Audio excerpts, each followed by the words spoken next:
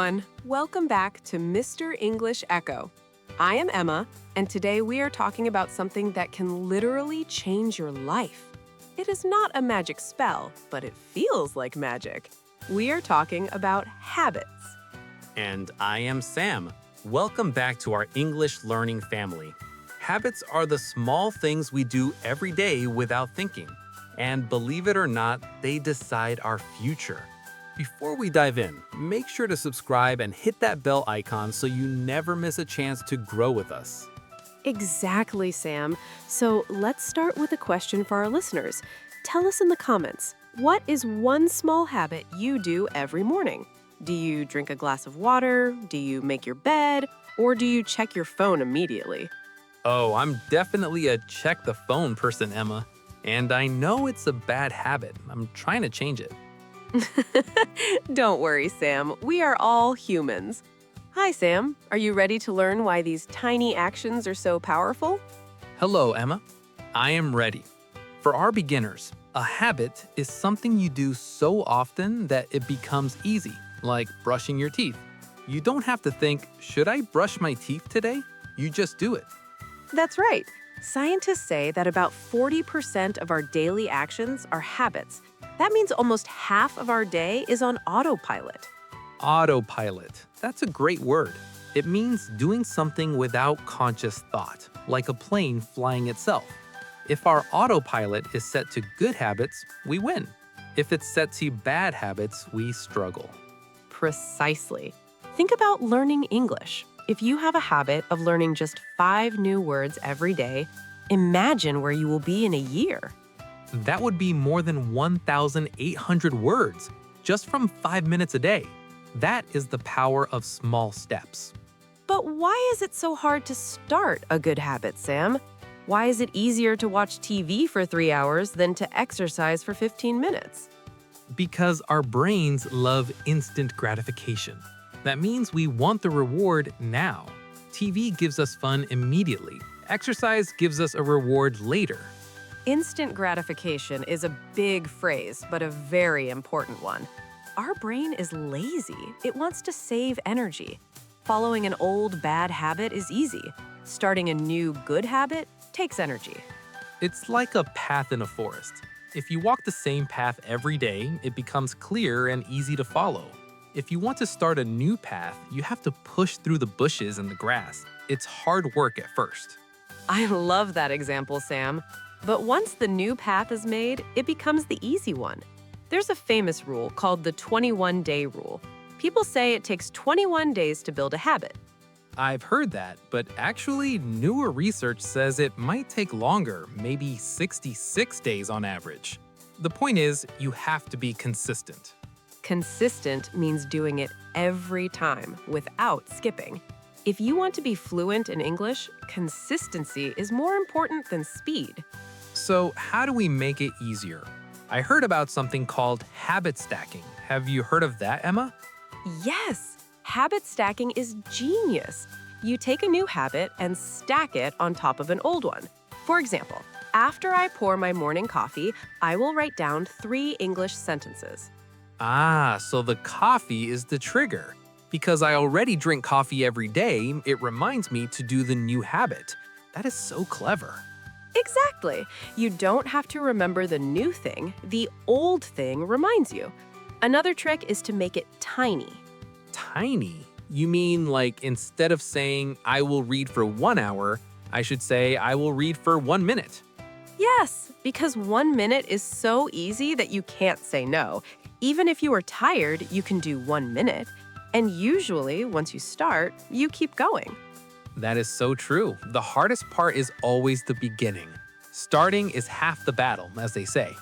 It really is. But Sam, what about bad habits? How do we break them? I want to stop scrolling through my phone at night. The secret to breaking a bad habit is to make it invisible or difficult.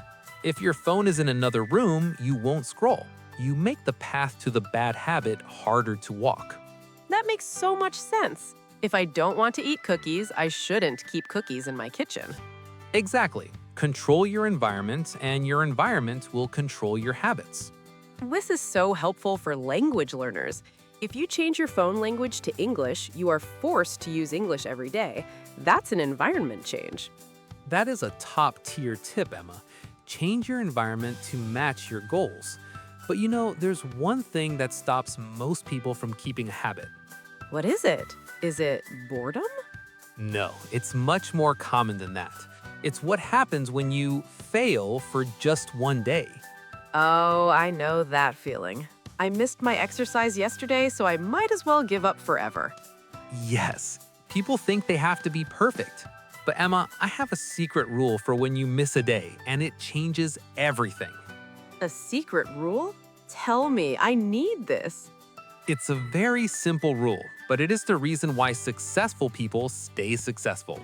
I'll tell you exactly what it is right now. Sam, don't do this to me. What is the rule? Calm down, Emma. The rule is very simple. Never miss twice. Never miss twice? That's it? It sounds too simple, Sam. It is simple, but it is powerful. Missing one day is an accident. Missing 2 days is the start of a new habit, a bad one. If you forget to practice your English today, that is okay. Just make sure you do it tomorrow. I love that. It takes away the guilt. Guilt is that bad feeling you get when you think you did something wrong. If we stop feeling guilty, we can just focus on getting back on track. Exactly. One day doesn't ruin your progress. It's the long-term consistency that matters. For our learners, if you feel tired and can't study a full lesson, just listen to 1 minute of this podcast. Keep the streak alive. Keep the streak alive. A streak is a series of days where you do the same thing. Keeping a streak is like a game for our brain. We don't want to see that number go back to 0. It's true. It's about identity. Instead of saying, I am trying to learn English, you should say, I am a language learner. If you believe that is who you are, your habits will follow naturally. Wow, Sam, that is a deep thought. Your habits build your identity. Every time you study, you are voting for the person you want to become. Exactly. Every small action is a vote. If you choose an apple over a chocolate bar, you are voting for a healthy identity. If you open your English book, you're voting for a fluent identity. That makes every small choice feel so important. But Sam, what about rewards? Should we give ourselves a treat when we finish a habit? Definitely. Our brain needs to feel that the habit is satisfying. If you finish your English practice, maybe watch 5 minutes of your favorite show or enjoy a nice cup of tea. I usually have a piece of chocolate after I finish my work. It makes me look forward to finishing. Whatever works for you, Emma. The goal is to make the good habits attractive and the bad habits unattractive. Attractive means something that you want or like. So if I only listen to my favorite music while I'm cleaning the house, then cleaning becomes more attractive.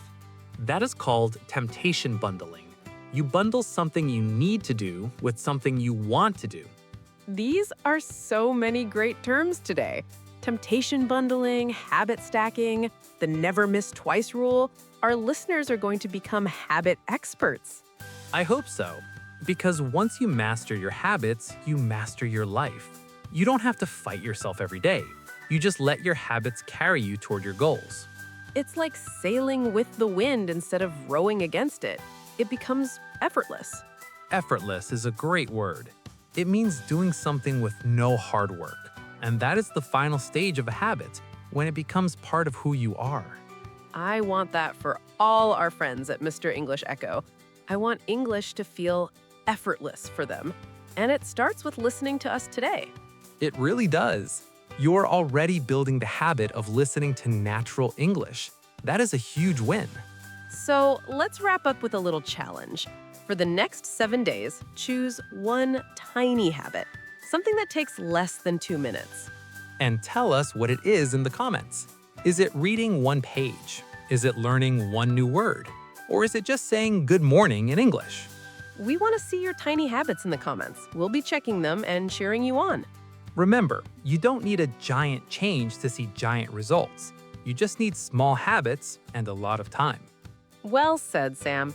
It was wonderful talking about this today. I feel motivated to go and work on my own habits now. Me too, Emma. first habit, put my phone in the drawer. Good luck with that. Thank you, everyone, for listening. You are doing great. Keep voting for your future self. We are proud of you. See you in the next episode of Mr. English Echo. Bye-bye.